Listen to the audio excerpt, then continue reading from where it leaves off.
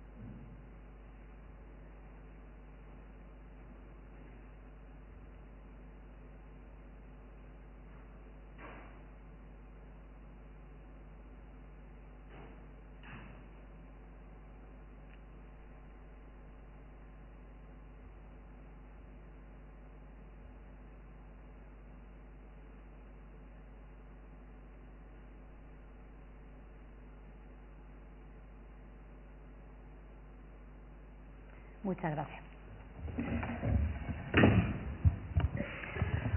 Bueno, pues vamos a iniciar esta jornada y os voy a presentar a nuestra primera ponente. Ella, además, tenéis que disculparla porque la pobre viene con una gastroenteritis, pero es de agradecer que aún así haya querido decir, ella ha contado la broma que más vale media ponente que ninguna. Yo creo que no, que vamos a tener la oportunidad de poder oír a Cristina Justo Suárez haciendo un poco la introducción sobre lo que es el objetivo de esta jornada, ¿no? Entre ellos también todo lo que se ha hablado es reivindicar la palabra feminismo.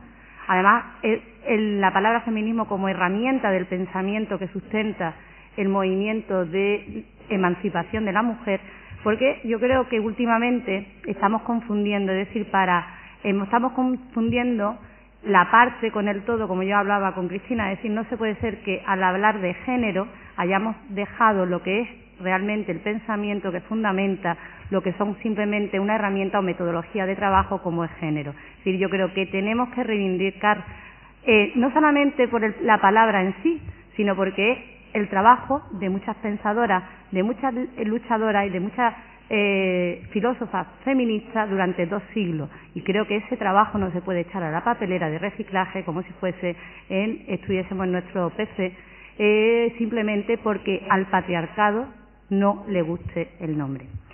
Cristina Justo Suárez es investigadora contratada de la Facultad de Sociología, bueno, perdonadme, me pongo las gafas porque si no, no veo nada, de la Universidad de Coruña. Es también coordinadora del Máster de Género y Políticas de Igualdad de la misma universidad. Licenciada en Sociología, Máster en Género e Igualdad y Agente de Igualdad de Oportunidades. Trabajó en el año 2001 en el Centro de Investigaciones Sociológicas en Madrid y entre 2002 y 2005 en el Departamento de Sociología de la UNED, donde ostentó la Secretaría Académica del Centro de Estudios de Género. Es premio de investigación Elisa Pérez Vera sobre temas de género y feminismo en el año 2004. Investigadora titular en los siguientes proyectos: Multiculturalismo y género en Galicia, que ya están finalizados, y el del 2006-2009, y los que ya están finalizados como la investigación científica en el sector público en España desde la perspectiva de género, del personal investigador y de su metodología de estudio, literatura y violencia de género, la representación de la violencia y su impacto social, informe sobre la actividad investigadora en las universidades españolas, y ha impartido e imparte docencia en enseñanza universitaria reglada, cursos, seminarios, conferencias, etcétera.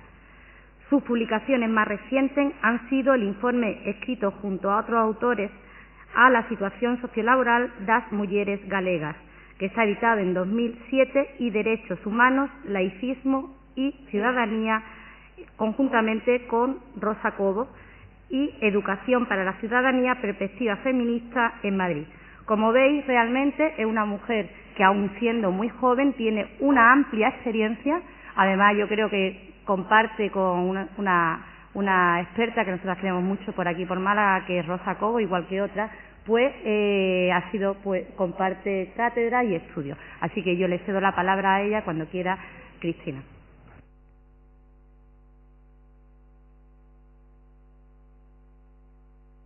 A ver. ¿Ahora? ¿Ahora? Tampoco. ¿Ahora? ¿Ahora? ¿No? A ver. A ver. Dale, ¿empieza ahora? Yo creo que sí. No, ahora está apagado. A ver. ¿Ahora? Ahora sí. Ahora. Ahora sí. Bueno, en primer lugar, yo quiero darte las gracias por tu amable presentación. Quiero agradecer también a la Diputación y a la organización que me hayan invitado a participar en estas jornadas, y quiero hacer notar también que me alegra mucho participar en unas jornadas que, como bien decía ella, son de formación en feminismo. Y os voy a explicar por qué. No solamente porque nombrar es muy importante, y generalmente en vez de feminismo estamos hablando de forma eufemística de igualdad o de género, como bien dice ella, sustituyendo el todo por la parte, sino porque, para poner un ejemplo, en el Máster de Género y Políticas de Igualdad que tenemos en la Universidad de La Coruña ha sido imposible llamarle Máster de Feminismo y Políticas de Igualdad, porque en nuestro progresista rectorado, que es progresista, y no lo digo de forma irónica, han decidido que aquello de feminismo era demasiado radical. Cuestiones como esta todavía las tenemos que vivir, con lo cual yo creo que la tarea del feminismo es una tarea inacabada, una tarea en la que queda muchísimo por hacer, desde algo tan básico como reivindicar el propio nombre del feminismo y reivindicar, como bien decía, a todas esas mujeres que han trabajado desde la filosofía, desde la historia, desde la sociología, desde todos los ámbitos de las ciencias y del conocimiento. Como he tenido la suerte de participar en primer lugar, pues me he permitido un poco, y como el título también lo permitía, hacer algo un poco generalista, pero intentando ejemplificar con 3 cuestiones cómo ha actuado el feminismo como ética social. Me gusta siempre, al principio de las charlas, poner esta chapa, que me parece muy significativa. Dice que el feminismo es la noción radical, la idea radical, de que las mujeres son personas. Esto, que parece una verdad de perogrullo, ha costado muchísimos siglos hacerlo ver a la sociedad, y esa ha sido una de las labores de la teoría feminista y del movimiento feminista. El movimiento feminista no puede entenderse por sí solo, no puede entenderse sin el análisis de la teoría feminista como teoría crítica. Ha sido una teoría crítica del resto de teorías, y ha sido una teoría crítica de la sociedad. de la estructura social patriarcal en la que nos ha tocado vivir. Sin embargo, el feminismo es mucho más también que una teoría crítica. En el feminismo coexisten de forma imbricada, de forma muy relacional, la teoría, la política, la ética y el movimiento social. Y además la suma de todas estas partes es mucho más que una simple adición. Cuando hablamos de feminismo, hablamos de todo esto y la suma es mucho mayor. Como bien sabéis, la acción social y política del feminismo es fruto de muchos siglos, de 3 siglos de teoría feminista, que se ha enfrentado a una tarea ética. La tarea ética de poner sobre la mesa la realidad de la desigualdad de género, de tematizar como algo injusto algo que antes se había tematizado como algo natural, como algo normal, algo sobre lo que no se debatía porque no se veía la necesidad. La teoría feminista se ha enfrentado a esa tarea crítica. Pero no solamente ha realizado este análisis, sino que la teoría feminista, que viene acompañada de un movimiento, ha intentado articular mecanismos para superar esta desigualdad, nuevas ideas, nuevas propuestas. No es arriesgado afirmar que todas las políticas públicas de igualdad que se han desarrollado en todas las sociedades del mundo son deudoras del costosísimo esfuerzo e incalculable esfuerzo del movimiento feminista y de la teoría crítica que lleva aparejada. Y también es necesario señalar, muchas veces cuando hablamos de los derechos de las mujeres, siempre hay un sector que siente que los derechos de las mujeres son solo de las mujeres y que de alguna manera se le ha arrebatado algo. Yo creo que es fundamental que dejemos claro que los derechos de las mujeres son derechos de toda la sociedad y son derechos que redundan en beneficio de toda la sociedad. Porque, como bien dice Rosa Cobo, el feminismo ensancha el concepto de democracia. El feminismo ha ensanchado el concepto de ciudadanía. La socióloga Ana de Miguel analiza el movimiento feminista desde el punto de vista sociológico del constructivismo social. Esta teoría sociológica basa sus argumentos sobre la idea de identidad colectiva. Pues bien, los movimientos sociales generan nuevas identidades colectivas y crean, bajo su manto, nuevos marcos interpretativos o, como diría Ana de Miguel, nuevos marcos de justicia, marcos éticos de interpretación. Interpretamos la realidad desde un nuevo punto de vista ético, desde el punto de vista del feminismo. Entonces, de este modo, el movimiento feminista lo que ha hecho durante siglos es tematizar como injusto algo que hasta ese momento era natural. Ha hecho controvertido un aspecto de la realidad social que se veía como normativo, y lo normativo nunca se pone en cuestión. Dice Ana de Miguel, el marco interpretativo presenta un aspecto de la vida social que ya está sometido a discusión pública, aunque con anterioridad hubiese sido aceptado como la norma. Entonces el feminismo ha creado un sentido común alternativo, una propuesta de ética social. El sentido común alternativo al que se han referido varios autores al hablar de otros movimientos sociales, pero que el feminismo ha creado sin ninguna duda. La vindicación emancipatoria del feminismo lo sitúa a caballo entre lo ético y lo político, y las dos esferas siempre están entrecruzadas. Esta teoría, creadora de nuevos marcos de referencia, como ya he dicho, cuestionadora de la desigualdad de géneros, permite ver una sociedad, una realidad social tamizada desde la perspectiva de género e inserta en la superestructura del patriarcado. Estos y otros conceptos que ha acuñado el feminismo han logrado permear en la sociedad. Hoy muchas son las personas que han escuchado hablar de género, que saben a qué nos referimos, distinguen entre sexo y género. Esto es un trabajo también de la teoría feminista. Hemos empezado a hablar de patriarcado y hay una cierta interiorización social del concepto de patriarcado. La gente sabe más o menos a lo que nos referimos cuando hablamos de ello, aunque no tengan claras todas sus connotaciones. Hemos logrado visibilizar y dar nombre a realidades que antes no tenían nombre. Tal y como dice Celia Amorós, conceptualizar es politizar. Dar nombre a las cosas es enfrentarse a una tarea ética y política, y el feminismo ha nombrado muchísimas cosas desde sus inicios. En la Revolución Francesa, como también ha escrito Celia Amorós, se realizó un proceso de resignificación lingüística. Los mismos términos que en la Revolución se utilizaban para referirse al tercer estado, las mujeres revolucionarias los utilizaron para referirse a su propia opresión, que empezaron a llamar opresión en ese momento. Por eso resignificaron aquella forma de llamar las cosas. No solo hemos resignificado, hemos creado conceptos nuevos. Las demandas ilustradas pretendían ser universales. Aquel lema de igualdad, libertad y fraternidad pretendía ser universal.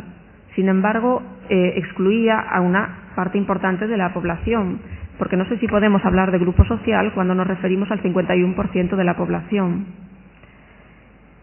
La filósofa Sheila Benjavid habla de una universalidad sustitutoria, es decir, aquel programa ético que proclama como universal lo que no son sino experiencias específicas de un grupo determinado, extendiéndolas al conjunto de los seres humanos e invisibilizando así a otros colectivos, invisibilizando así concretamente a las mujeres y a su experiencia.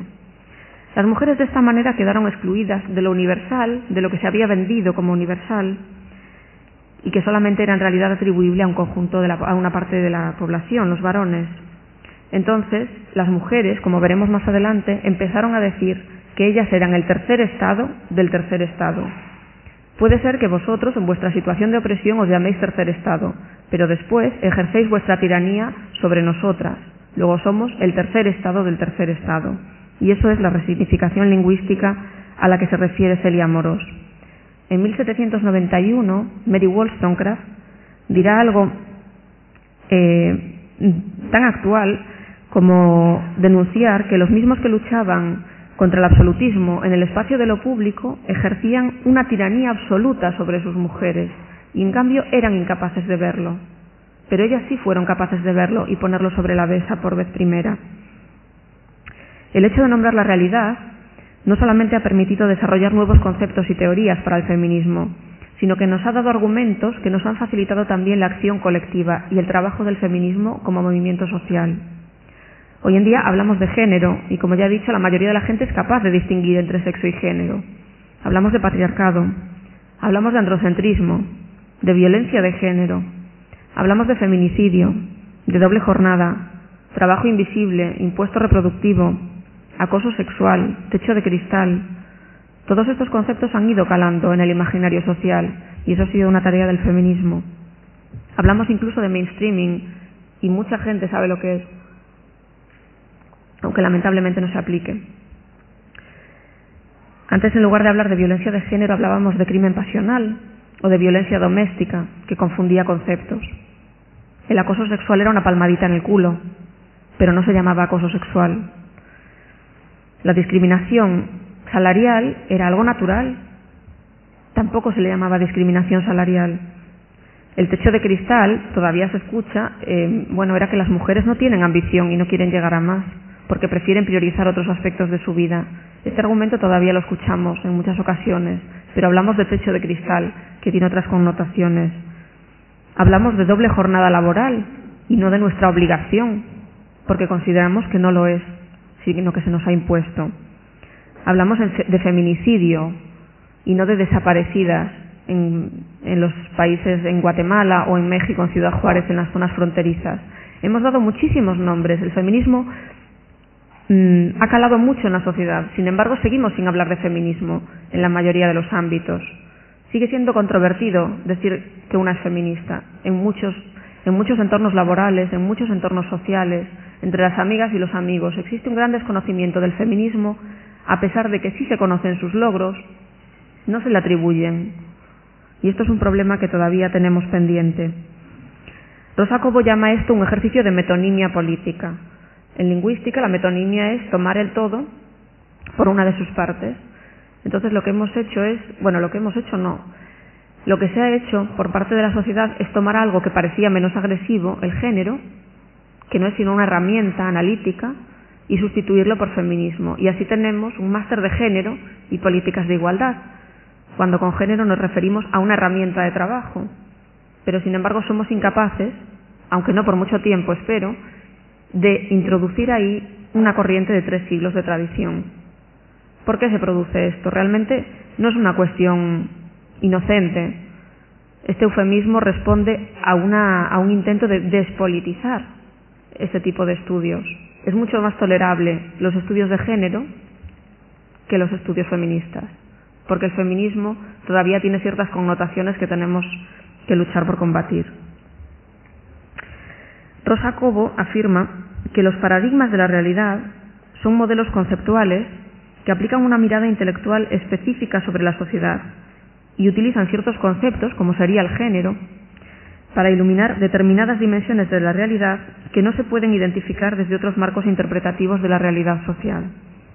Del mismo modo que el marxismo puso de manifiesto la existencia de clases sociales con intereses distintos e identificó analíticamente algunas estructuras sociales y entramados institucionales, realidades que después tradujo a conceptos de los que hoy en día hablamos, clase social o plusvalía, el feminismo ha desarrollado una mirada intelectual y política sobre determinadas dimensiones de la realidad que otras teorías no habían sido capaces de realizar. Desde esta mirada se procedió a la vindicación de derechos y a la detección del sexismo posteriormente en todos los ámbitos de la sociedad. Celia Amorós habla de dos momentos de análisis a los que me referiré a lo largo de mi intervención, que son el momento del hambre y el momento del olfato. El momento del hambre lo hemos pasado, pero todavía lo pasamos. El momento del hambre es en el que las mujeres demandan el ingreso en igualdad en aquellos derechos que son más básicos, por ejemplo, el derecho al voto. Sin embargo, también es un derecho básico que no nos maten por el hecho de ser mujeres, con lo cual la fase del hambre todavía está incompleta, y además en la mayoría de sus vindicaciones. El momento del olfato es un segundo paso, en el que el feminismo se dedica a rastrear las huellas que la desigualdad, las huellas que el androcentrismo ha ido dejando en cada una de las áreas de conocimiento.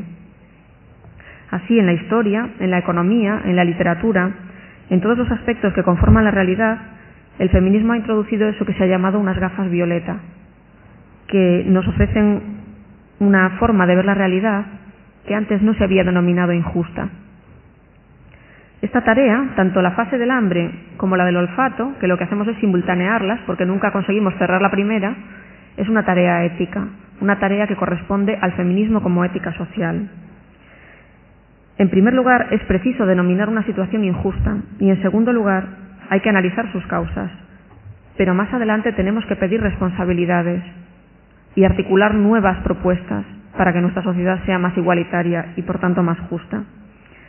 El feminismo ha contribuido a ensanchar los límites de la democracia. Como decía antes, los derechos de las mujeres no son derechos de las mujeres, son derechos que amplían nuestra democracia, que la mejoran, que mejoran nuestro concepto de ciudadanía, que mejoran nuestra vida. Una vida más igualitaria es una vida más justa. El pensamiento social tiene una deuda con el feminismo, porque ha mostrado algunos de los límites de las democracias actuales y ha visibilizado algunas de las fuentes de malestar que ha producido la falta de igualdad. El feminismo como ética social ha transitado del hambre al olfato, de la ausencia de derechos a derechos formales, y de los derechos formales continuamos en tránsito hacia los derechos reales, pero es un camino que todavía no hemos terminado. Desde la vindicación del sufragio femenino, aquellas primeras luchas del movimiento feminista, a la politización de lo privado, pasando por la democracia paritaria o la lucha incansable por la erradicación de todas las formas de violencia contra las mujeres. El feminismo como ética social ha actuado como un pepito grillo de la sociedad. No sé si recordáis, Pinocho era un niño muñeco que mentía constantemente, que distorsionaba la realidad siempre, y Pepito Grillo era aquel bichillo que constantemente también le repetía que las cosas no podían ser así, sino de otra manera. El feminismo, lo ha dicho Celia Amorós, ha actuado como este Pepito Grillo, del resto de teorías, pero también de la sociedad. Yo creo que esta idea de Pepito Grillo, que simboliza un poco al feminismo como ética social, nos sirve para hacer un repaso de cómo el feminismo ha sido el Pepito Grillo de la sociedad. He pensado en vertebrar esta intervención sobre esta idea de la voz de la conciencia del feminismo y ejemplificar con ciertos momentos vindicativos concretos. Uno, el sufragismo; otro, la idea de que lo personal es político; y otro, la erradicación de la violencia contra las mujeres. Yo creo que el feminismo como ética social ha puesto de manifiesto o ha sido fiel a la etimología de la palabra teoría, que es hacer ver. El feminismo efectivamente ha hecho ver esa parte de la sociedad. En primer lugar, ¿qué es el feminismo? Como hemos dicho, el feminismo es mucho más que un movimiento y mucho más que una teoría. Pero quiero quedarme en este momento con la definición de Amelia Valcárcel, que me parece muy ajustada, que dice que es aquella tradición política de la modernidad, igualitaria y democrática, que mantiene que ningún individuo de la especie humana debe ser excluido de cualquier bien y de ningún derecho a causa de su sexo, sea este sexo masculino, femenino, epiceno, poco demostrable o medio pensionista. A mí esta definición de Amelia Valcárcel me parece magistral y me parece que explica muy bien y de una forma muy gráfica lo que es el feminismo. Yo creo que es una definición que podemos utilizar y de la que podemos sentirnos orgullosas como de tantas cosas de la teoría feminista. Un movimiento de emancipación que cuestiona los valores de la sociedad es un movimiento que navega irremediablemente entre las aguas de lo ético y de lo político. El feminismo es también un movimiento social. Los movimientos sociales son una forma de acción colectiva que apelan a la solidaridad para promover cambios sociales. El feminismo ha establecido desde el principio redes de solidaridad. Al principio, en la intervención se hablaba de las redes de mujeres. Las mujeres llevan utilizando las redes desde los inicios del feminismo y utilizando las tecnologías de las que disponían en aquel momento. Las mujeres nunca hemos estado en realidad alejadas de la tecnología. Las mujeres del movimiento socialista utilizaban los trenes, utilizaban el incipiente correo para crear redes de distribución de su pensamiento. Actualmente utilizamos las nuevas tecnologías y hemos conseguido estar en relación con Ciudad Juárez, con Senegal, con cualquier punto del mundo y establecer redes de trabajo. Ahora sabemos lo que hacen las demás y eso es fundamental. La existencia de un movimiento social es una forma de percibir la realidad. El feminismo es una forma de percibir la realidad. Percibimos la realidad de una forma sustancialmente distinta de quien no tiene formación feminista, de quien no tiene estas gafas violeta. El feminismo rompe el sistema de normas y relaciones. Por eso hay tantas resistencias a su introducción en cualquier ámbito social, porque supone una ruptura y las rupturas siempre producen temor. Trata de desactivar un sistema que lleva siglos implantado, el patriarcado, un sistema que toma a los varones como la norma. Y además el feminismo tiene la capacidad de producir nuevas normas y nuevas legitimaciones en la sociedad.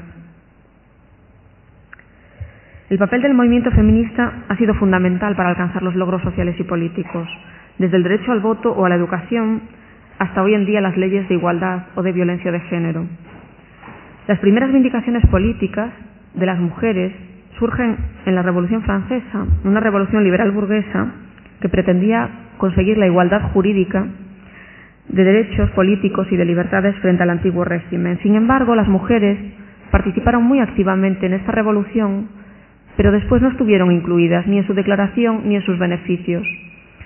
Las mujeres que, como bien decían, habían subido al cadalso, después no habían tenido los réditos de su actividad dentro de la revolución. Esto a las mujeres, al movimiento feminista, le ha pasado en no pocas ocasiones.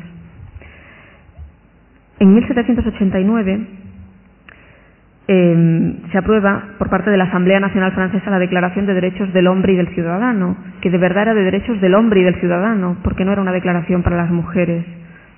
En aquello de la igualdad, libertad y fraternidad, las mujeres no existían. Se escriben los cuadernos de quejas. Las mujeres empiezan a poner por escrito todas las quejas que sienten con respecto a su vida, muchas son con respecto a su situación laboral, pero esto sucede por primera vez y es importante. Empiezan a tematizar como injusta su situación y denuncian también que han sido las grandes olvidadas de la revolución. En 1791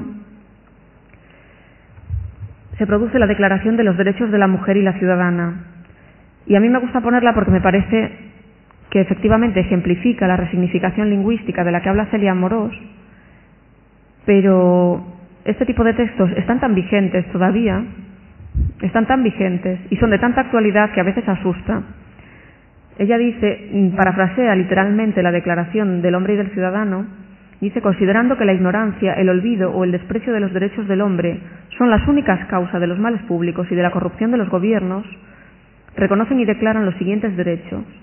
Las madres, las hijas y las hermanas, representantes de la nación, piden ser constituidas en Asamblea Nacional. Esto es una operación ética y política. Considerando que la ignorancia, el olvido o el desprecio de los derechos de la mujer son las únicas causas de las desgracias públicas y de la corrupción de los gobiernos, han resuelto exponer en una solemne declaración los derechos naturales, inalienables y sagrados de la mujer. La mujer nace libre y debe permanecer igual al hombre en derechos. La ley debe ser la expresión de la voluntad general. Todas las ciudadanas y los ciudadanos deben contribuir, personalmente o por medio de sus representantes, a su información. Sigue vigente también la Vindicación de los Derechos de la Mujer, de Mary Wollstonecraft. Ella produce una resignificación del lenguaje, como decía Celia Amorós. Dice que los varones, como ya he dicho antes, ejercen una tiranía absoluta sobre las mujeres y reclama una educación igualitaria. Esto aquí se ha reclamado no hace tantos años. Ambos sexos debieran educarse juntos, no solo en las familias privadas, sino también en las escuelas públicas. Toda la humanidad debiera educarse siguiendo el mismo modelo, o si no, la relación entre sexos nunca merecerá el nombre de compañerismo. Ella habla de los deberes peculiares de su sexo todavía. Hasta que no se conviertan en ciudadanas ilustradas, libres y capaces de ganar su propia subsistencia e independientes de los hombres. Es más, el matrimonio no se considerará nunca sagrado hasta que las mujeres, educándose junto a los hombres, no estén preparadas para ser sus compañeras en lugar de ser únicamente sus amantes.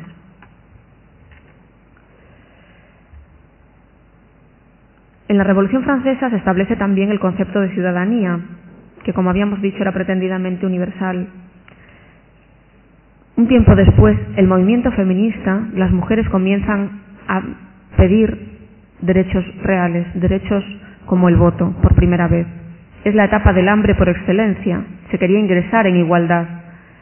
El sistema político liberal tenía un sufragio restringido. Las mujeres pedían votar en las mismas condiciones en las que en ese momento votaban los varones.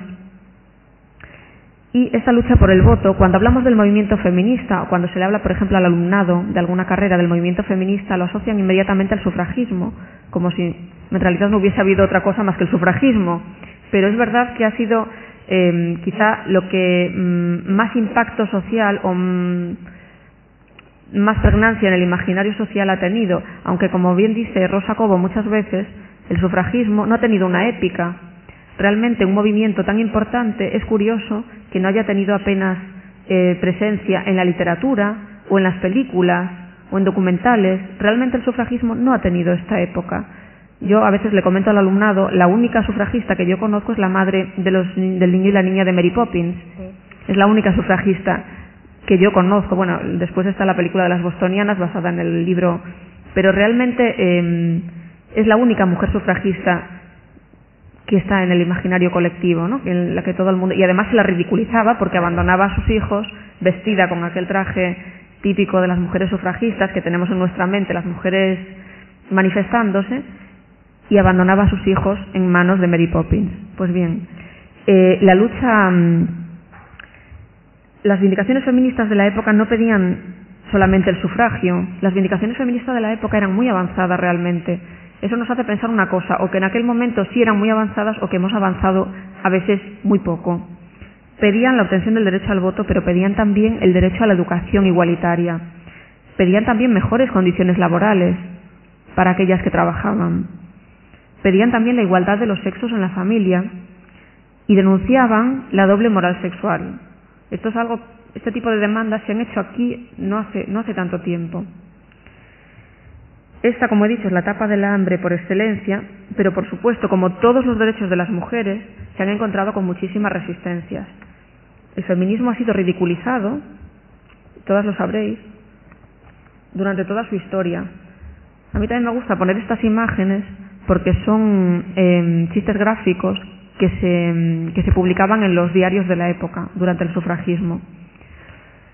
Dice, la sufragista en casa, no sabemos lo que queremos, pero lo conseguiremos. Esto es un poco como la de Mary Poppins, ¿no? Que dejaba, pero en este caso, pues, dejaba a los críos con su marido. Durante la votación, la señora Jones recuerda que se ha dejado un pastel en el horno. Abajo los hombres, arriba las mujeres. Esto es lo que se piensa del feminismo en general hoy en día. Como comentábamos antes, el embrismo. La única diferencia es que de esto hace más de un siglo, pero todavía se sigue pensando. No hemos logrado calar en ese sentido. No se nos ha dejado calar en ese sentido, que quizás es diferente. El humor, desde el punto de vista sociológico, tiene una función sociopositiva y una socionegativa. El humor hace gracia cuando se refiere a algo que es transgresor, a algo que no está bien. Esto no nos haría ninguna gracia si lo hiciese un hombre, o si fuese el hombre el que va corriendo al pastel que se le quema en el horno. Pero hace gracia porque está una mujer en un sitio donde se considera que no debería estar.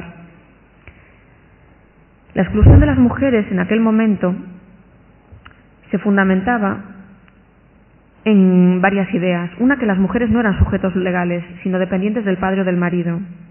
Por otra parte, pensaban que ya estaban bien representadas. ¿Para qué necesitaban ellas representación si estaban muy bien representadas por los hombres en la esfera pública? Por otra parte, existía el concepto de feminidad, que entendía que el lugar natural de las mujeres era la casa y el ámbito de lo doméstico. Y por otra parte, se entendía también que los varones estaban especialmente dotados para lo público. También había argumentos que decían que había una imposibilidad fisiológica por la naturaleza histérica de las mujeres, que les impedía acceder al ámbito de lo público. Los varones temían perder el monopolio de la esfera política. Y los detractores del voto femenino tenían miedo de que las mujeres abandonasen el hogar, de que se quebrase el modelo del ángel del hogar, de la pérdida del orden social, de la puesta en peligro de la institución familiar. Hace poco ha habido manifestaciones porque se acababa la familia. La pérdida de los valores tradicionales. Estamos asistiendo a un rearme, como dice Rosa Cova, a un rearme ideológico del patriarcado y de la derecha, impresionante. Y la pérdida de los valores tradicionales es uno de los leitmotiv. La pérdida de virilidad de la actividad política. La política va a ser otra cosa cuando entren las mujeres. El libertinaje sexual. Esto estábamos comentando antes, que aquí en ocasiones a algunas feministas se les llama faratamaríos. Yo nunca lo había oído. Pero esto ya lo hacían en el sufragismo. O sea que es gracioso, pero no es nada original. Temían también la masculinización de las mujeres, porque hay documentos en los que se habla de las sufragistas como mujeres feas, solteras. Esos son los estereotipos que seguimos manteniendo de las feministas. La feminista con los pelos, la feminista que no se depila, la feminista que quema sujetadores. Eso es lo que se ha mantenido en el imaginario colectivo. Y han quedado apartadas muchas otras cosas. Es verdad que hubo una quema de sujetadores, pero yo creo que en una ocasión, o al menos yo he leído que solamente en una ocasión. Sin embargo, ha durado siglos la idea de que íbamos por ahí quemando sujetadores. Y era delante de una comisión en la que se decidían alguna intervención referida al aborto, no recuerdo ahora mismo cuál, en Estados Unidos, y que estaba formada, creo recordar, por religiosas, sí, en su mayor parte, ¿verdad? Sí. Por religiosas. Entonces ahí se produjo una quema de sujetadores. Bueno, pues esta quema ha tenido un impacto social y mediático que ha durado hasta nuestros días. Seguimos siendo las que queman los sujetadores. En definitiva, temían el caos social y el caos familiar, y que los roles de hombres y mujeres se invirtiesen. Veis que, además de existir, por supuesto, el movimiento sufragista, existían ligas antisufragio, algunas masculinas y otras mixtas. El movimiento sufragista británico, me voy a referir muy brevemente al británico y al norteamericano, tuvo dos grandes grupos, las moderadas y las radicales. Las dos reclamaban el voto, como he dicho anteriormente, en las mismas condiciones, es decir, era un sufragio restringido, no era universal. El universal masculino se alcanzó en 1918. Las sufragistas británicas moderadas contaban con más de 100.000 mujeres en 1914. Es una barbaridad. El movimiento feminista, algunas de sus vindicaciones, no es un movimiento de minorías. Y estas mujeres hacían una reivindicación ética, cuyos beneficios, cuyos réditos todavía estamos disfrutando en nuestros días. Consiguieron visibilizar a las mujeres en el espacio público como oradoras, que era algo que antes no se producía. Las sufragistas moderadas buscaban alianzas políticas desde su vindicación ética. Buscaban tejer redes también con partidos políticos y se aliaban con cualquier partido político que diese cancha a sus demandas. Proponían todos los años una moción sobre el voto femenino. Hacían recogidas de firmas. Tenían un archivo de todas las mociones parlamentarias o cualquier comentario referido al sufragio. Escribían cartas, pedían compromisos firmados y realizaron acciones propagandísticas que hoy en día yo creo que no tienen comparación. En 1908, 15.000 mujeres marcharon en Londres por el sufragio. Posteriormente, y viendo que aquella forma de movilización no tenía resultados, o no tenía resultados tan rápidos como ellas querían, el sufragismo derivó en un sufragismo radical. Se las llamó porque a las mujeres siempre se nos ridiculiza, sobre todo en las demandas éticas y políticas más fundamentales, las suffragettes, yo creo un juego de palabras como las mayores, porque iban con aquello. Hicieron algo revolucionario, dar mítines, más de 3.000 mítines. Vendieron más de 80.000 publicaciones y se presentaron como candidatas a 8 elecciones. Y su consigna era acción sí, palabras no. Tenían un compromiso ético y político fundamental. Emplearon la desobediencia civil y la acción directa para conseguir su vindicación, el desorden público, la negativa a pagar multas. Boicot a mítines, intentando así que los medios de comunicación de la época recogiesen sus demandas porque no tenían eco de ninguna otra manera.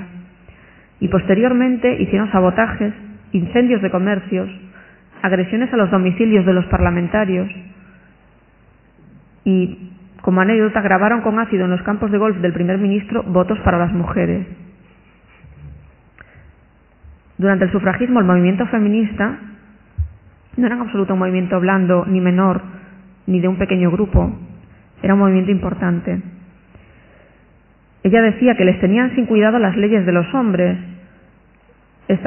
Su compromiso ético por el sufragio, decía, nosotras situamos la libertad y la dignidad de la mujer por encima y vamos a continuar esta guerra como lo hicimos en el pasado, pero no seremos responsables de la propiedad que sacrifiquemos o del perjuicio que la propiedad sufra. De todo ello será culpable el gobierno, que a pesar de admitir que nuestras demandas son justas, se niega a satisfacerlas. Por otra parte, sufrieron una dura represión policial. En primer lugar, se las encarcelaba, se las alimentaba de manera forzada y posteriormente, cuando su salud estaba mejor, se las volvía a echar a la calle para volver a detenerlas.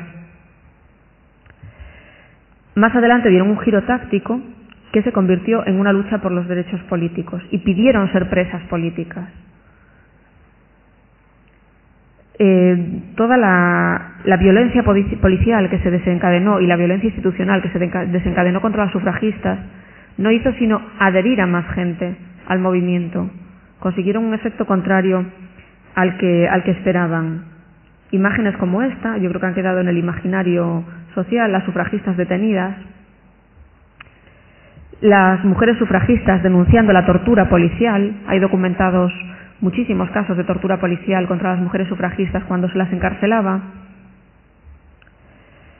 Por otra parte, en Estados Unidos, el movimiento feminista surgió ligado al abolicionista. Antes comentaba que las mujeres participaron en la revolución y después no aparecieron más, y los beneficios nunca repercutieron. Bueno, pues esto es una triste historia que ha sucedido en más ocasiones. Cuando se le otorga el derecho al voto a los esclavos liberados, a las mujeres no. Y las mujeres habían participado activamente en esta lucha. Las mujeres volvieron a resignificar el lenguaje del sufragismo norteamericano. Si antes decían que eran el tercer estado del tercer estado, ahora decían que eran los negros de la humanidad. Yoko Ono y John Lennon lo cantan muchos años después en una canción, las mujeres son los negros de la humanidad. El primer documento colectivo, que también me pareció importante, detenerme aquí, aunque ya voy muy mal, o sea que empezaré a correr, también sigue teniendo una importante vigencia. Es la historia de las vejaciones y usurpaciones por parte del hombre con respecto a la mujer, cuyo objetivo es el establecimiento de una tiranía absoluta sobre ella. El hombre nunca le ha permitido que ella disfrute del derecho inalienable del voto. La ha obligado a someterse a unas leyes en cuya elaboración no tiene voz. Le ha negado derechos que se conceden a los hombres más ignorantes e indignos, tanto indígenas como extranjeros. Si está casada, la ha dejado civilmente muerta ante la ley. Moralmente la ha convertido en un ser irresponsable, ya que puede cometer toda clase de delitos con impunidad, con tal de que sean cometidos en presencia de su marido.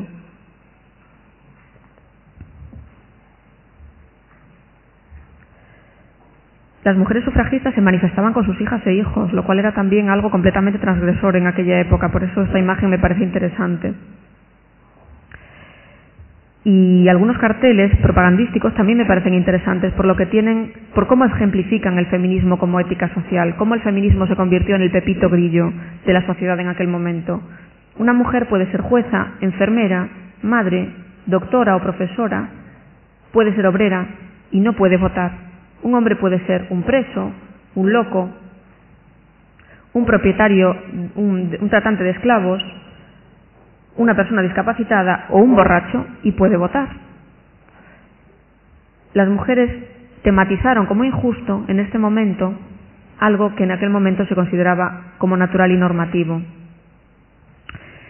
En España pasaba exactamente lo mismo.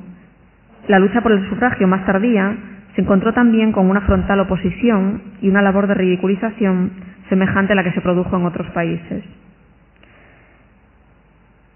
Veis algunas de las opiniones que en el Congreso se vertieron para intentar negar el derecho al voto de las mujeres. Sin embargo, Clara Campoamor también resignificó el lenguaje. España es una república aristocrática de privilegio masculino. Todos sus derechos emanan exclusivamente del hombre. Y algunas de las reacciones, que a mí esto siempre me parece interesante, a la aprobación, 2 mujeres solamente en la Cámara y ni por casualidad están de acuerdo. Se referían a Clara Campoamor y a Victoria Kent. ¿Qué ocurrirá cuando sean 50 las que actúen? Una puñalada trapera para la República. Falta de autoridad de los políticos de izquierda sobre sus mujeres e hijas. La galantería, esta es muy buena, logró un triunfo indiscutible. Virtud española que perdura para el bien del que dirán.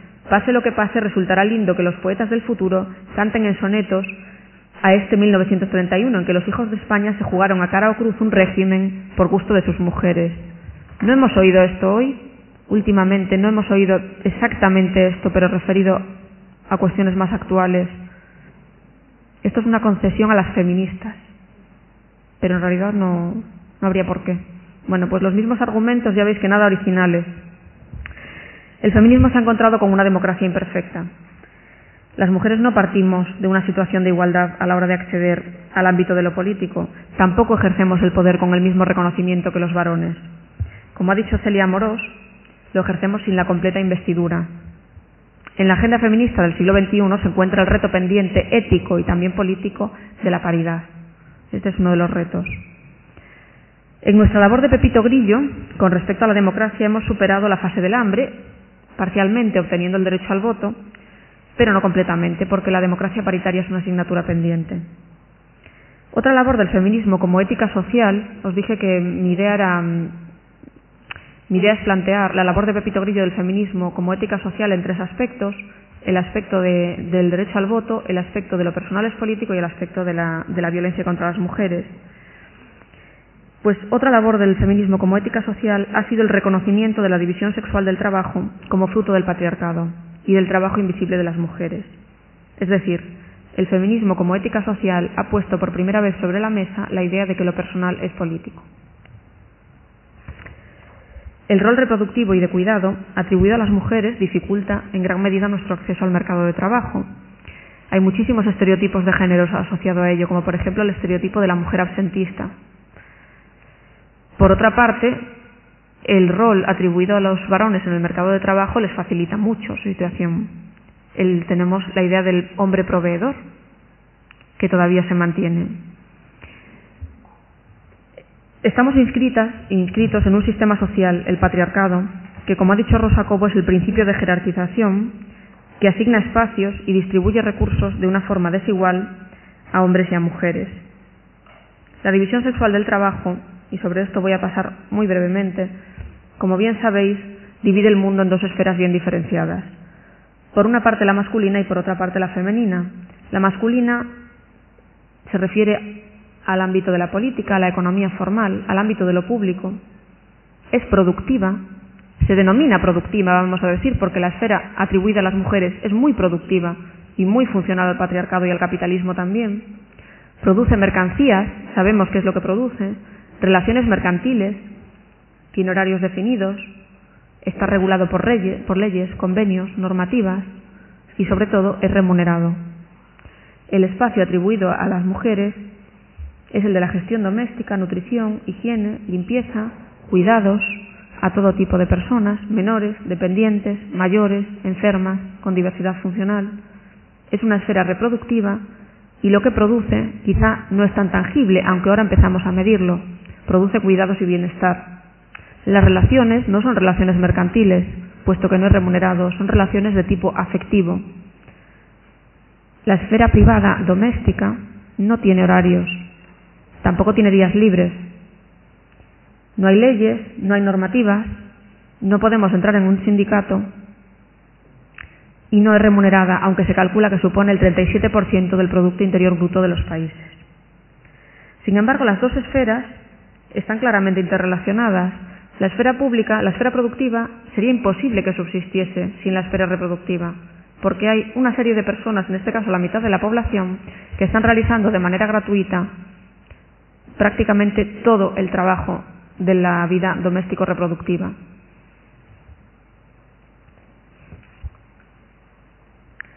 El trabajo doméstico nunca ha sido considerado como una categoría analítica central. Dice la economista feminista Cristina Carrasco que esto ha sido así, primero porque los trabajos realizados por mujeres han sido relegados, han sido desvalorizados, han sido despolitizados durante muchos años, pero además esto es así porque realmente nuestro sistema capitalista y nuestro estado de bienestar en este momento no puede subsistir sin el trabajo gratuito de las mujeres. Estamos realizando de forma gratuita todo aquello de lo que no se encarga ni los varones ni el Estado. Estamos contribuyendo a la riqueza del país a costa de la doble jornada, a costa de la jornada interminable, del techo de cristal, de problemas físicos, de problemas emocionales, de problemas laborales y de la vida de las mujeres.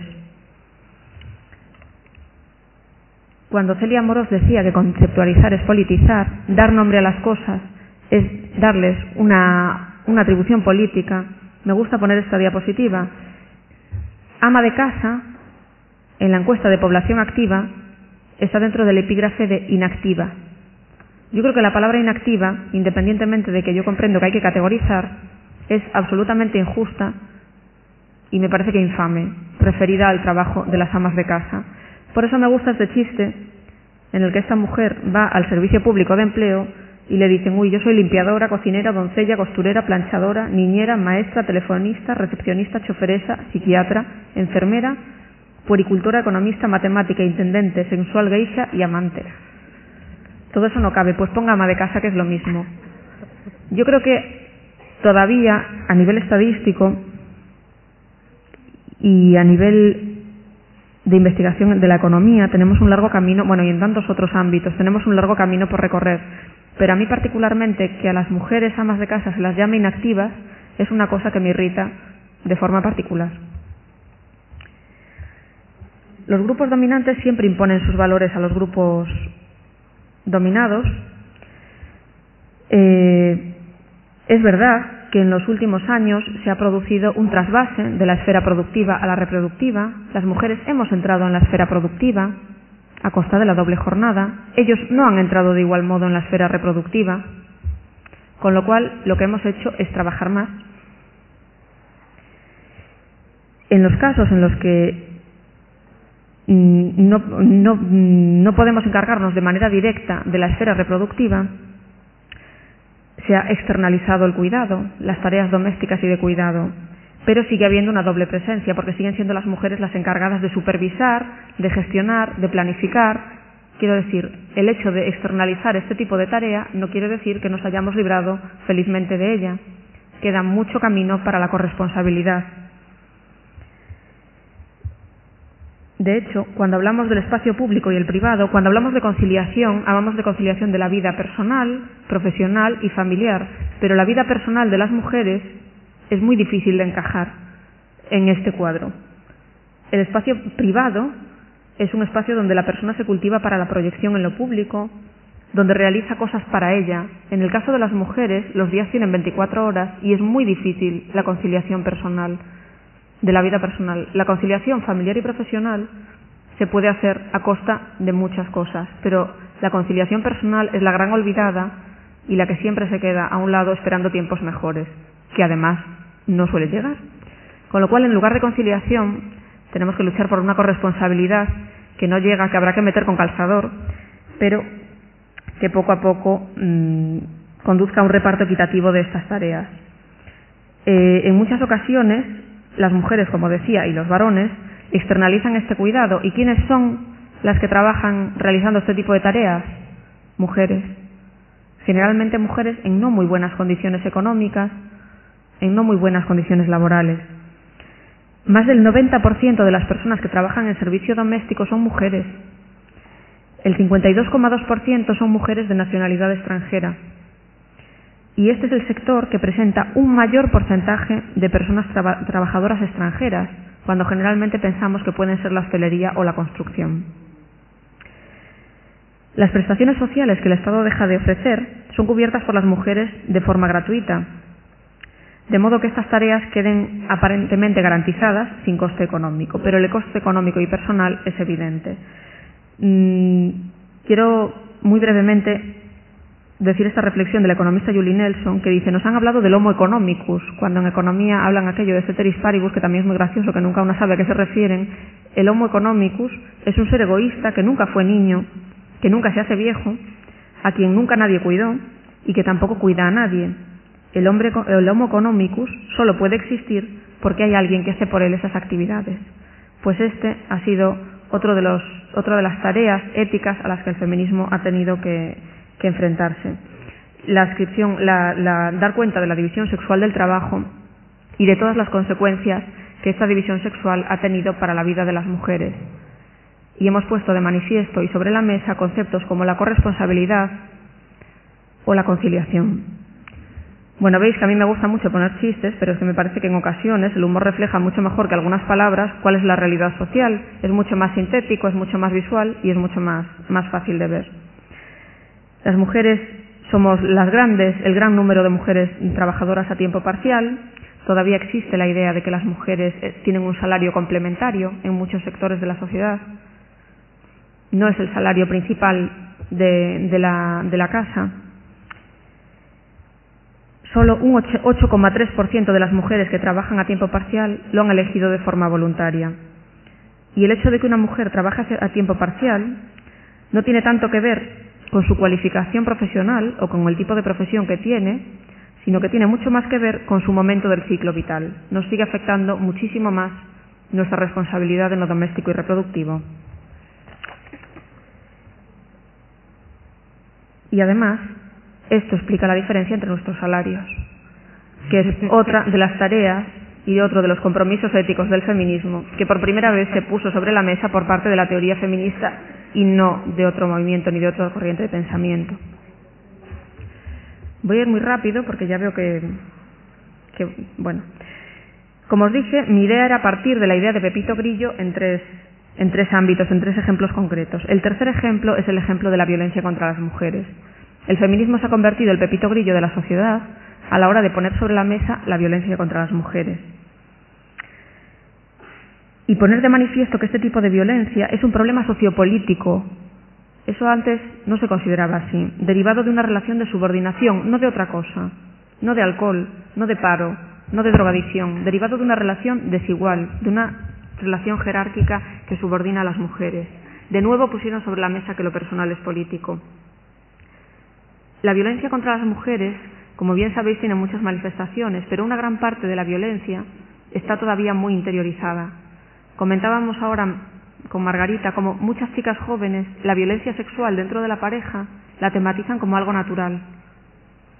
Hemos estado viéndolo en un trabajo por institutos en Galicia y nos hemos dado cuenta de que esto era así. Todavía, si ellas no tienen ganas, su no se respeta, todavía no lo consideran violencia sexual. Consideran que es algo normal para ellas, no son capaces de tematizarlo como violencia. El feminismo ha vuelto controvertido este aspecto de la realidad. También ha conceptualizado, ha dado nombre. Antes se hablaba de crimen pasional. En muchas ocasiones se sigue hablando de violencia doméstica, a pesar de que se ha explicado por activa y por pasiva que violencia doméstica no es exactamente la violencia contra las mujeres. Hablamos de violencia de género, de violencia sexista, de acoso sexual, de feminicidio, para visibilizar y para hacer política una realidad que antes estaba invisibilizada. La violencia es, como dice la Organización de Naciones Unidas, todo acto de violencia basado en el género que tiene como resultado posible o real un daño físico, sexual o psicológico, incluidas las amenazas, la coerción o la privación arbitraria de la libertad, bien sea que ocurra en la vida pública o en la privada. La violencia es un instrumento para mantener la subordinación de las mujeres y esto es algo que ha puesto de manifiesto el feminismo. La violencia es un fenómeno estructural y global que se da en todos los países, en todos los ámbitos, contra mujeres de cualquier raza, edad o clase social, aunque existen mujeres en especial situación de vulnerabilidad o tipos de violencia específicos en distintos contextos socioculturales, como podrían ser, por ejemplo, el feminicidio en Ciudad Juárez o en zonas fronterizas de Guatemala y otras zonas de Centroamérica, o la mutilación genital femenina. Existen, por tanto, diversos tipos de violencia, algunos tolerados todavía, lamentablemente, algunos no considerados todavía como tal, pero seguimos en la fase del hambre, en el tema de la violencia contra las mujeres. Todavía no hemos alcanzado la fase del olfato. Es verdad que hemos pasado de tener la violencia contra las mujeres reflejada en periódicos como El Caso, en las secciones de sucesos como Crimen Pasional, a hablar de violencia de género, violencia sexista, violencia machista y tener leyes específicas. Sin embargo, seguimos saliendo a 70 y tantas por año, que es una cifra inaceptable, y solamente hablamos de las mujeres muertas, no hablamos de las mujeres agredidas, ni siquiera hablamos de las mujeres que mueren después de una agresión sexual, que también suelen ser 3-4 al año. Solamente hablamos de las mujeres que mueren, y la cifra es muchísimo mayor. La violencia contra las mujeres como fenómeno global persiste, vulnera los derechos humanos, que son un pacto ético global de mínimos. Los derechos humanos nos permiten interpelarnos entre culturas. Como dice Celia Amorós, las mujeres tenemos que tirar piedras sobre los tejados las unas de las otras, porque eso va a mejorar nuestra situación. Ella se refiere a la experiencia que tuvo Fátima Mernissi en París cuando fue a comprar una falda. Entró en una tienda y la dependienta le dijo que allí solamente tenían hasta la talla 38. Entonces ella sintió que su cuerpo no estaba ajustado a la norma social que teníamos en Occidente y dijo que es posible, es cierto, que las mujeres musulmanas sufren una constricción de tipo espacial, no pueden acceder a determinados espacios, pero las mujeres españolas, las mujeres occidentales, sufrimos una constricción de tipo temporal, no nos podemos hacer viejas ni gordas. Eso es a lo que Celia Amorós llama tirar piedras sobre los tejados, las unas de las otras. Y lo que Fernando Quesada llama interpelarnos entre culturas. Es un trabajo rico y productivo que gracias a las redes de mujeres podemos empezar a hacer. No puede ser tolerada en la misma medida una cultura que respeta los derechos humanos que una que no la respeta. ¿Podemos tolerar la mutilación genital en los países que se practica? ¿Podemos tolerar la mutilación genital practicada en nuestro país? Apelar a la tolerancia en prácticas que violan los derechos humanos no es aceptable. Los cuerpos de las mujeres han sido construidos también socialmente. Existe mucha violencia contra los cuerpos de las mujeres, no solamente a lo que se refiere Fátima Mernissi. Desde los pies vendados de las chinas, que alcanzaban los 6 centímetros, hasta los corsés, que reducían la movilidad de las mujeres, curiosamente igual que los pies de las mujeres chinas. Esto lo que provocaba, aparte de los daños físicos evidentes, es que las mujeres no podían salir de casa prácticamente si no eran ayudadas. Dificultaban la movilidad, dificultaban el acceso a los espacios. Los corsés hacían exactamente lo mismo porque impedían respirar, impedían moverse. Estas formas de violencia contra las mujeres desempeñaban una función social, una función de constricción. Las mujeres tenemos que adaptarnos a un canon normativo también en nuestro físico, y eso también es una forma de violencia. Hoy en día tenemos formas de violencia como la ablación, la mutilación genital, que se produce de manera legal, tolerada o clandestina en muchos países, también en el nuestro. Tenemos cirugías mamarias que hacen que las niñas y las jóvenes crean que tienen que tener un cuerpo que es absolutamente artificial y que no responde más que a un canon que establece el patriarcado y que ejerce violencia contra las mujeres y no la tematizamos como tal.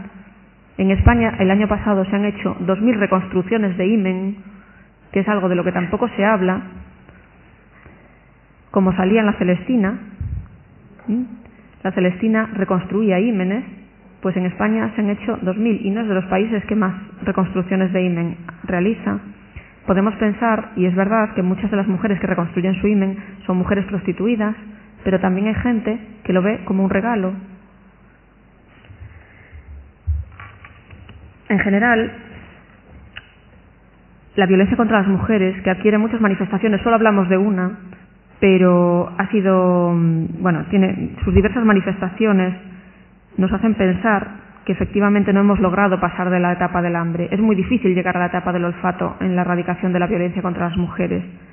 La Conferencia Mundial sobre la Mujer de Beijing declaró de forma taxativa que la diversidad cultural no puede ser admitida cuando supone un ataque contra los derechos humanos y en muchas ocasiones supone un ataque contra los derechos de las mujeres. Y como también dijeron en la Declaración de Beijing, los derechos de las mujeres son derechos humanos. Como he pretendido hacer ver a lo largo de esta charla, la pretensión de universalidad de las demandas ilustradas, encarnadas en el lema igualdad, fraternidad, libertad y vertida en la Declaración de los Derechos del Hombre, era una universalidad falaz. Sin embargo, el feminismo como ética social y en su labor de Pepito Grillo, a la que me he estado refiriendo, en esa tarea de hacer ver, ha logrado poner sobre la mesa la idea de que los derechos de las mujeres son también derechos humanos. Queda la lucha porque sean totalmente respetados. Quedan pendientes muchas luchas, algunas expuestas hoy aquí, otras que se expondrán más adelante y muchas que vendrán. La democracia paritaria, la erradicación de la violencia, la igualdad real efectiva del empleo y tantas otras. Seguramente surgirán nuevas luchas, ya que, como también dice Celia Amorós, el feminismo tiene la tarea del mito de Sísifo, que era aquel que arrastraba una piedra muy gorda hasta la cima de la montaña y una vez que la conseguía poner en la cima de la montaña, la piedra volvía a caer y así estaba constantemente. Las mujeres dentro del movimiento feminista saben muy bien que los logros que se han conseguido y que parecen inmutables no lo son. Que se lo digan a las mujeres de Nicaragua, que han visto cómo ahora sancionan el aborto terapéutico. Que se lo digan a las mujeres que han tenido que autoinculparse en el año 2007 y a principios de este año de haber abortado. Los logros dentro del feminismo nunca son, lamentablemente, inmutables. El feminismo sabe muy bien también que los grupos que tienen el poder nunca lo ceden generosamente, sino que es necesario ir arañándolo poco a poco. Sin embargo, tenemos un aval de 3 siglos de pensamiento y una gran tradición vindicativa, desde los cuadernos de quejas hasta el trabajo en red, a través de blogs y de las nuevas tecnologías. Y desde el feminismo en este momento lo que estamos haciendo es simultanear las dos fases de las que habló Celia Amorós. Intentar cerrar el capítulo del hambre, que nos cuesta, y a la vez trabajar en el capítulo del olfato. La tarea, que navega, como he dicho, entre las aguas de lo ético y lo político, sin duda contribuirá, como lo ha dicho también Rosa Cobo, a ensanchar los límites de nuestras democracias. Muchas gracias.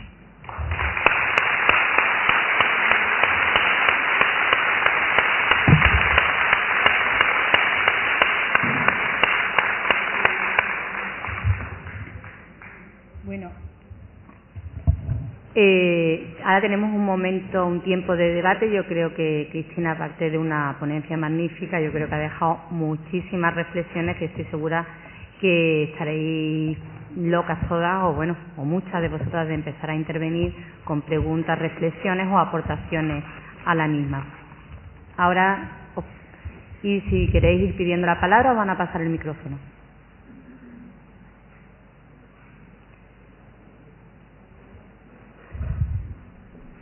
Bueno, ¿no hay ninguna intervención?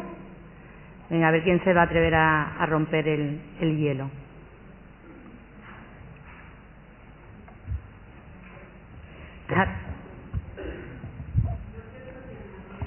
Sí, un momento, que te van a pasar el micrófono.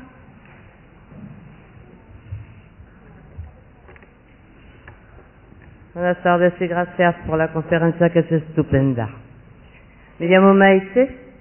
Yo pienso que los movimientos feministas tendrían que congregarse para tomar asunto en la futura sociedad que nos espera y intervenir en esos asuntos de crisis financiera, que estamos completamente alejados, no solo nosotras, pero también el resto de la sociedad.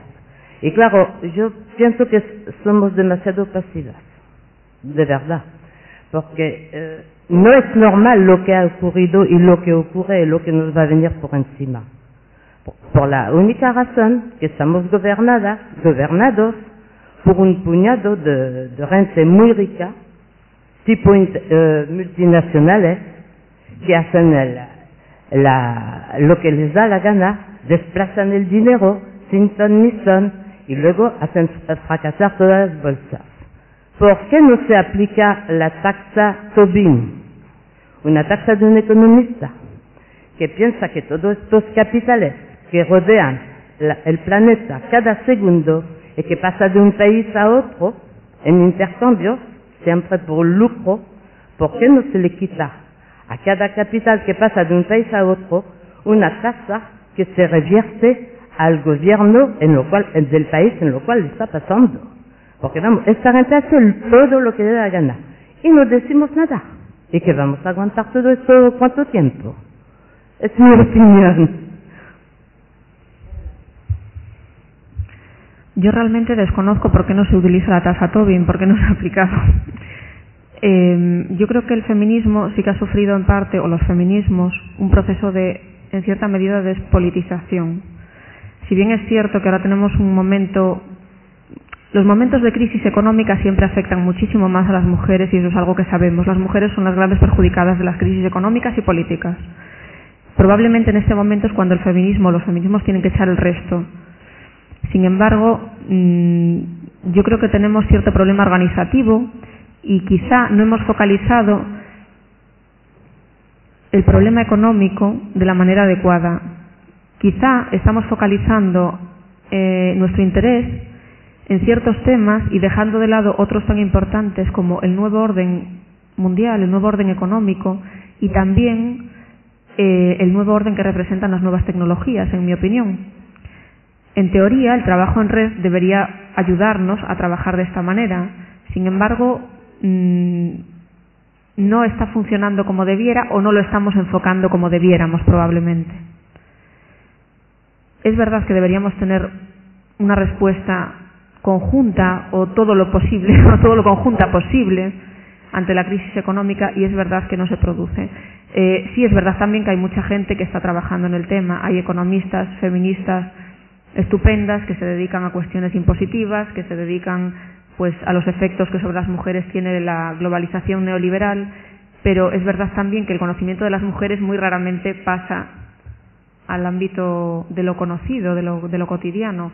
Entonces también encontramos grandes barreras para comunicarlo y para tener esa parcela de poder que nos permita tener una influencia también en la actividad política. Y además en las multinacionales no estamos, que eso es algo muy importante. Ya no estamos mucho en las empresas, en los ámbitos de poder, pero en las multinacionales de verdad que feministas yo creo que hay pocas. Yo no las conozco desde luego.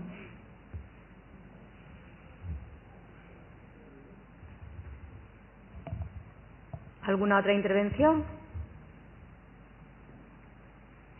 Lo que sí os agradecería que cuando, por favor, lo mismo que Maite se ha presentado, pero que digáis, bueno, de dónde venís de alguna forma. Maite pertenece a un colectivo de mujeres hace mucho tiempo, de la Costa del Sol. Entonces, sí, un poco, porque la idea también es la de creación de redes y de que nos conozcamos, así que, por favor, presentaros a vosotras mismas, de dónde venís y quiénes sois. Hola, buenas tardes. Me llamo Amparo y estoy muy contenta de participar. ¿Más cerca? ¿Sí? Bueno, me llamo Amparo y primero celebro el estar aquí en estas jornadas de formación en feminismo.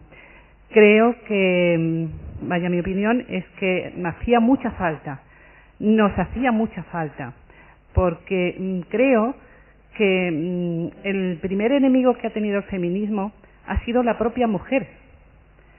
Las mujeres no hemos estado unidas como los hombres en todos los aspectos. Nos ha faltado a lo mejor pues el reunirnos, el asociarnos, y esto ha sido en realidad uno de los frenos para que la mujer haya podido ir hacia adelante más deprisa o más con más éxito, digamos.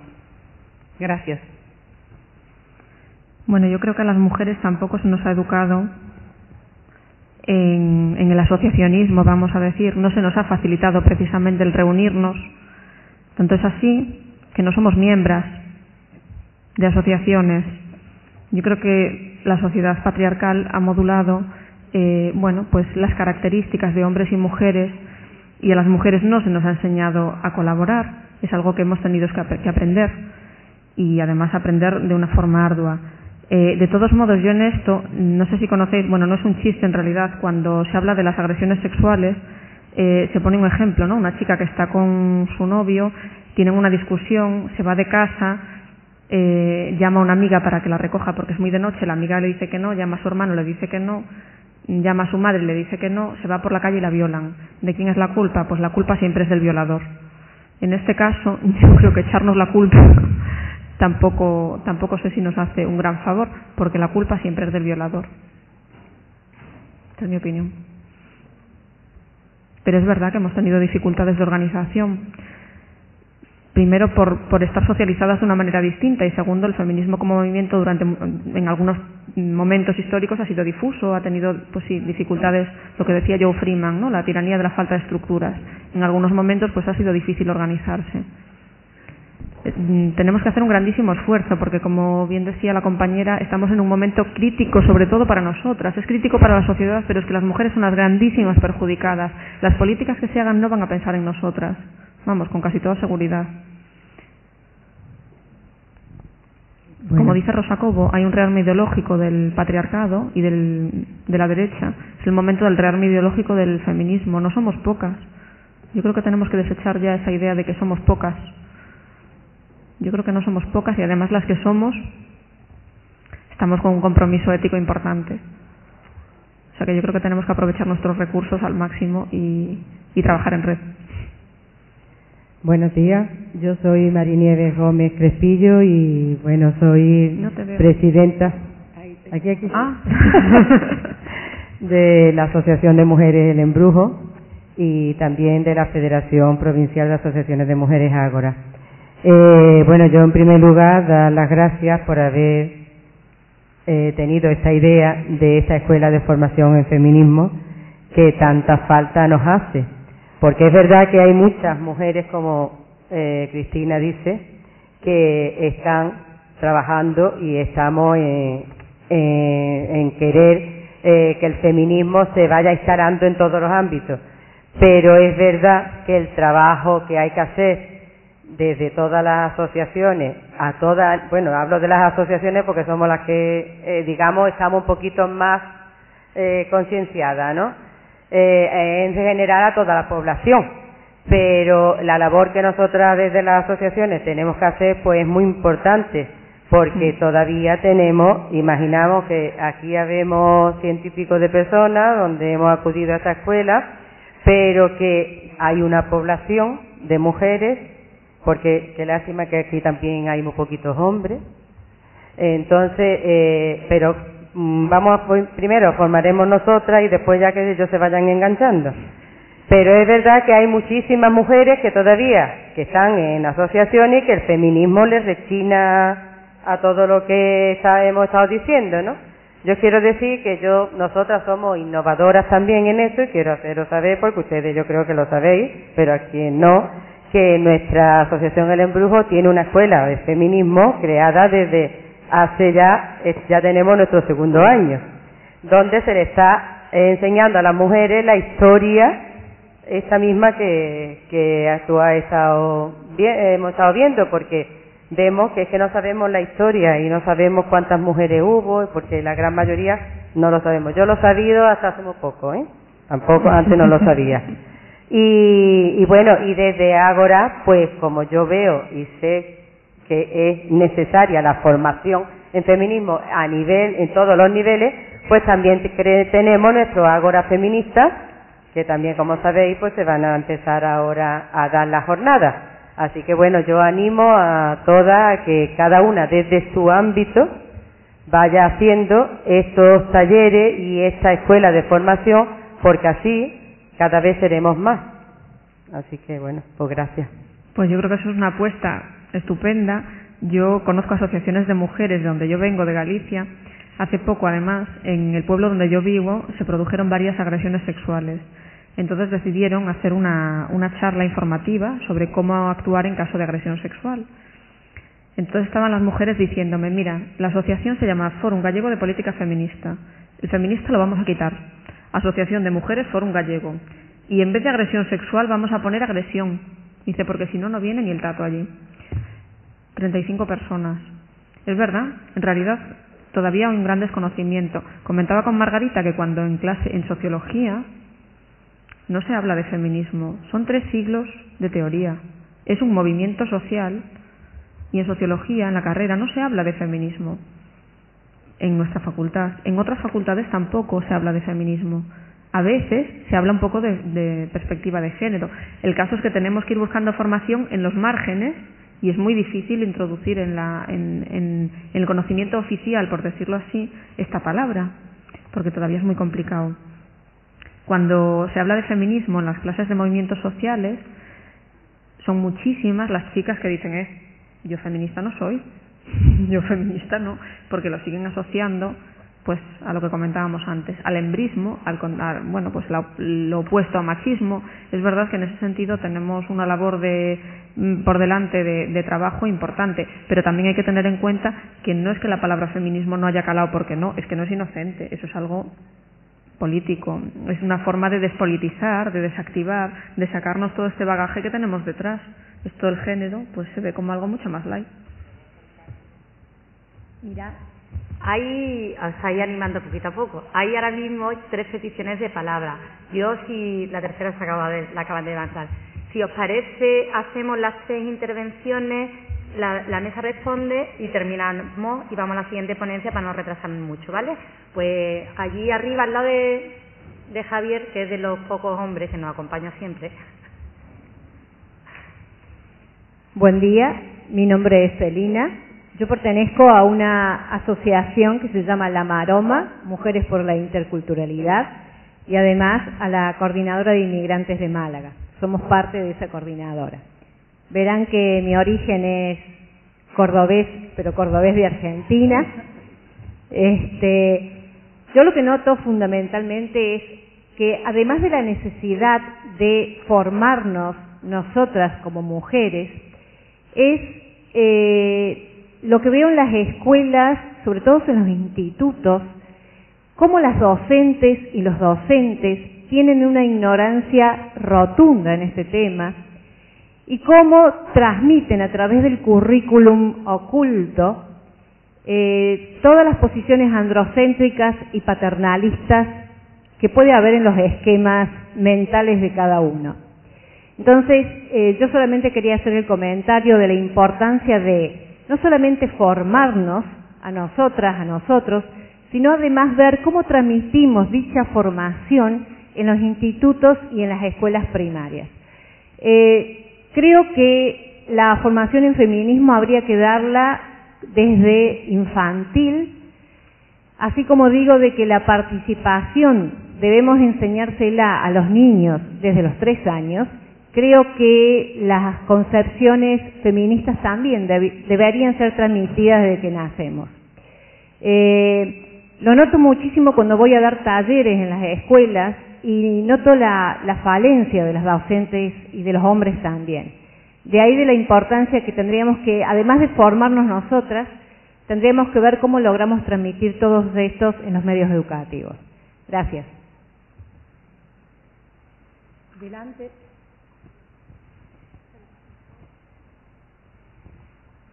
Hola, soy Paca. Os agradezco mucho el seminario y esta conferencia me ha encantado, muy buena y muy especializada como ponente. Muchas me conocéis, pues bueno, porque he sido fundadora de asociaciones, de Ágora, de Lobby, etcétera. En este momento participo con varias asociaciones, pero no estoy integrada en ninguna. Por asuntos personales, pues de lo que hablaba ella, de la otra jornada de la mujer. Yo quería comentar que me parece muy interesante hacer este tipo de seminarios, pero sobre todo, y lo más interesante para todas nosotras, es que pongamos un objetivo, cuando se hacen este tipo de jornadas, objetivos prácticos. O sea, ya es hora en el que, aparte de que nos reunamos entre todas y hablar y tal, pongamos un punto hacia adelante. Porque si no, nos vamos a quedar siempre en teoría, como decía Maite, suceden cosas alrededor, pero entonces habrá que aprovechar para ponernos de acuerdo en objetivos prácticos de tomar en cuenta para realizar. Ya yo creo que es momento. concretamente en Málaga y en Andalucía ya hubo la etapa de formación en asociaciones. Es decir, ya existe, más o menos como comentábamos por aquí, se está diciendo, y es verdad que el concepto feminista no está dentro. Las fundadoras, por lo menos las que yo conocía, sí lo tenían muy claro. De lo que yo estoy viendo en las asociaciones, efectivamente el feminismo está relacionado con algo que no es el feminismo actual, entonces falta esa formación. Pero yo pienso que en vez de empezar otra vez en esto que hacemos las mujeres muy bien, en formarnos nosotras, es hora de que nos reunamos para hacer cosas más prácticas, porque nos vamos a visualizar más socialmente y vamos a alcanzar pequeñas metas que a lo largo vamos a ir a algún lado, porque si no, mientras debatimos, hablamos entre nosotras, pero se quedan en círculos muy pequeños sociales. Gracias.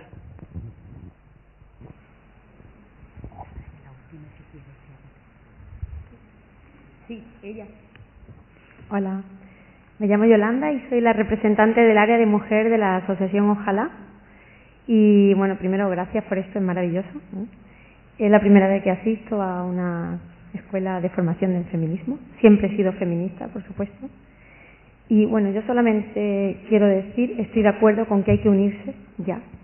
Y simplemente mi intervención, el querer intervenir era para decir que me preocupa muchísimo cuando veo a doble página en periódicos locales, pues esa cosa de volver al hogar. Y te muestran a varias mujeres que han triunfado en la vida, pero dejan todo por volver al hogar. Eso me ha asustado tremendamente hace unos meses, lo vi en el periódico Sur de Málaga. Y nada más, solamente quería hacer un llamamiento porque parece que vamos para atrás. Yo creo que gracias. El discurso de la vuelta al hogar lo vamos a ver mucho más, porque precisamente en momentos de crisis se recorta el estado de bienestar. Eso lo vamos a ver de forma constante. Efectivamente, yo creo que nos tenemos que reunir en objetivos. Quizá las escuelas de formación son muy importantes y la formación teórica es muy importante porque hay mucho trabajo hecho y, como dice Celia Moros, no podemos estar siempre descubriendo el Mediterráneo, pero es verdad que tenemos que empezar a trabajar de otra manera, utilizando las redes y con talleres con objetivos concretos. Y además visibilizarnos, y yo creo que en eso también la teoría feminista nos ayuda. Las mujeres han tenido actuaciones muy mediáticas, actuaciones en conjunto, como las mujeres sufragistas se han quedado en la retina, en el imaginario colectivo. Yo creo que tenemos que empezar efectivamente a trabajar en ese sentido. Y además me parece interesante, y yo creo que todas las propuestas, pues siempre, nada, como estamos en el mejor foro para que tomen nota y se vaya puliendo, ¿no? Las escuelas de formación, pues todas estas propuestas son fundamentales. Con respecto a la educación, bueno, la Ley de Igualdad establece la transversalidad en la educación, pero la realidad es que no hay transversalidad. El profesorado no está necesariamente formado en feminismo, tampoco está necesariamente concienciado, tampoco necesariamente acepta las ideas feministas. Hay de todo, como en todas partes. La educación mixta no es sinónimo de coeducación, como bien sabemos. Tenemos educación mixta, no tenemos coeducación. Todavía estamos un poco lejos de tener coeducación. El currículum oculto es el pan de cada día del colegio. Yo creo que se nota especialmente en las áreas de tecnología. Qué curioso que las chicas sean entre el 15 y el 20% de las ingenierías y de las licenciaturas en informática. A ninguna le gusta, a ninguna tiene interés, a ninguna se le da bien. Bueno, es que eso es lo que les enseña, ¿no? El currículum oculto está muy presente desde pequeñas. Las niñas hacen unas cosas, les gustan unas cosas, ocupan un determinado espacio en el patio, juegan a determinados juegos, y los niños se les permite mucho más, ocupan más espacio, hacen otras cosas, se les potencian sus habilidades en otras áreas, y de aquellos polvos estos lodos. Bueno, pues yo solamente agradeceros a todas vuestras intervenciones y, por supuesto, a Cristina la suya, y vamos a dar paso a la siguiente ponencia. Gracias.